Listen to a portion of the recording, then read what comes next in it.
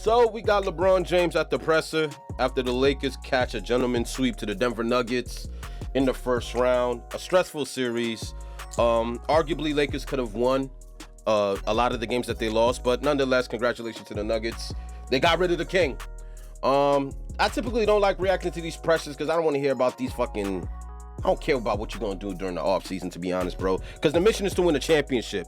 I said it after game 3, after it looked like the Lakers just flat out quit. I think it's time to blow up this operation and move in a different direction.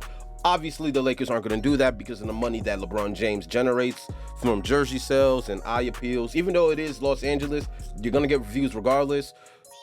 The Lakers don't want to take a chance on not having LeBron on the roster. So, and there's been reports that they even offered him like a $3 million, a 3-year deal worth whatever. So LeBron ain't going nowhere. But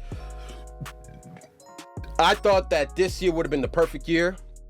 The last chance LeBron James would have had to win a championship because the Lakers are a good team. I can't, like, I don't want to hear that he didn't have enough pieces. If I hear any of that shit, that we were top heavy as hell, I'm off this. I don't want to hear this dude cap. The Lakers are a great fucking team from top to bottom. From Hachi to Austin to D'Lo. They have a decent bench with Dinwiddie coming off the bench. These guys have depth. And then you got LeBron, you got AD holding down the fort. They're a good team. Just a horrible matchup. And all these motherfuckers that are sitting here praising the Denver Nuggets, beware, you got them next. And I'm going to be here for all the energy. All the energy. Because right now, the Denver Nuggets are the best team in the league. But I don't want to hear it's just basketball. Nobody cares.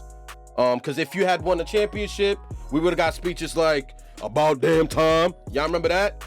Or they put respect on Rob Pelinka's name. They put respect on this. And I think it's my turn for respect to, or whatever the fuck he said when they won that bubble chip.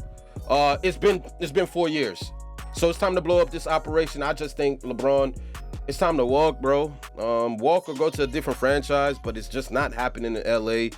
I saw reports that AD got hurt during the game, and that played a significant role in him not being able to do shit in the fourth quarter. Because as I'm watching the highlights, I'm like, it didn't even dawn on me that AD wasn't doing shit offensively, because it was like a 1 point, it was like, tit for tat. It was like, okay, they get a basket, we get a basket, they get a basket. Like, so AD gets hurt in one of the biggest games of the season. The sky's blue.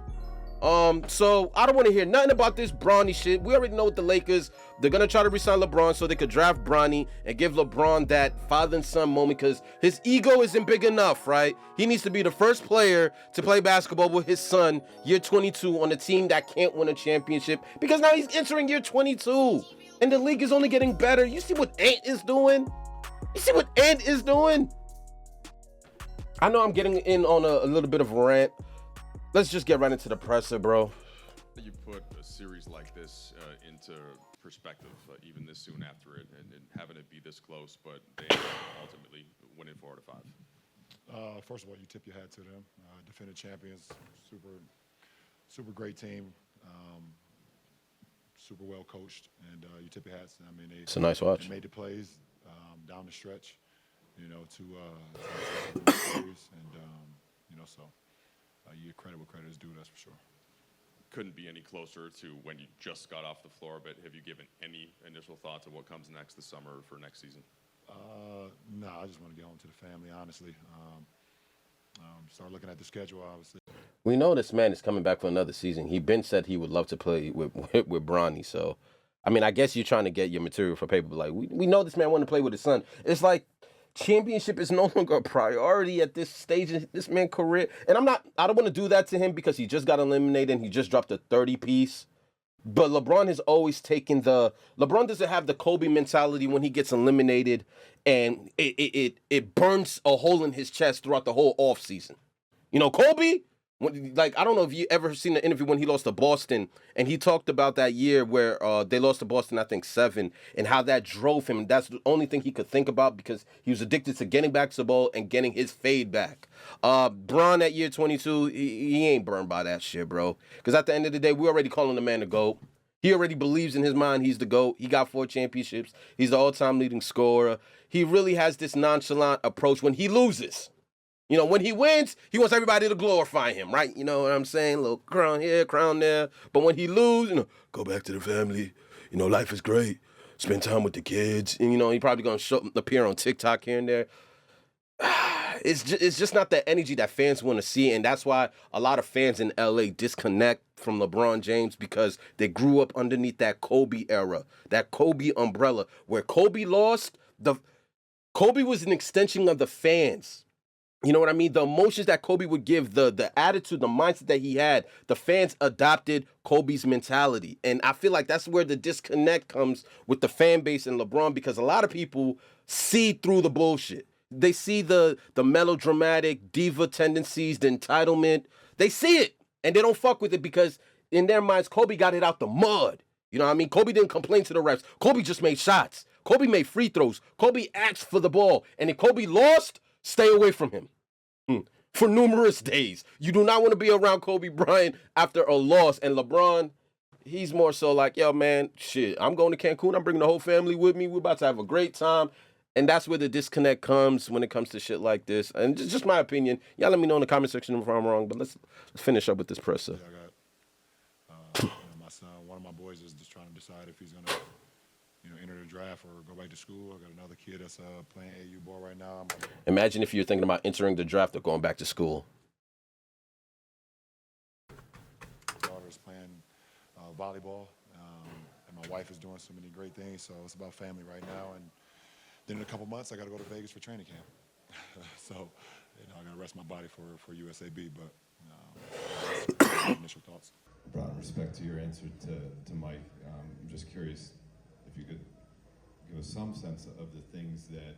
And it's just another thing, I don't want to be overcritical on LeBron, but it's like, it's just a fucking question, bro.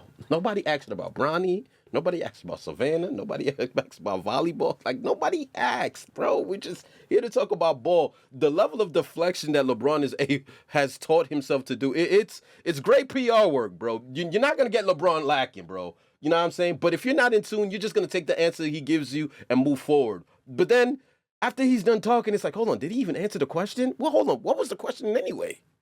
Go towards the decision for year 22 or beyond, and just maybe a thought on how taxing it is to remain a professional basketball player at this level in year 21, age 39 years old. I don't have an answer to your first question, to be honest. Haven't given it much thought. Obviously, at some point, I'll sit down with Rich, my agent, and sit down with my family and, see what's best, what's best for my career. So, we'll cross that when we need to. How taxing is very taxing, mentally, physically, spiritually, everything. I mean, to be able to, to just play this game alone, and then to try to play at a high level is very taxing. It's a lot of dedication, a lot of hard work, and a lot of long hours. So it's very taxing, but it's rewarding because if you love the game and you love the process, and I'm also going to show some respect. Like, LeBron is keeping it a bean, bro. Like, outside of the flack that this man gets, just to be able to, we can't forget this man is 39 years old. 39. Over 20 years of playing this professional sport, and he's still arguably a top 10 player, and obviously the best player still on his team, which befuddles me. That he could still be the best player on his team, and his coach only got a couple of years on him. Couple of years. It's crazy to me. But the dedication and the mindset that it takes to maintain this peak condition, I'm going to be fair. He isn't appreciated nearly as much as he should be because of the other little petty things. Now, they're not criminal things, right? They're just a little cringy. And I feel like the fans can't accept the cringiness and undermine and forget just the dedication that goes into being, like, he's not some dude that's just in the league, bro. He's still carrying this shit. May not be winning chips, but every night he doesn't short you.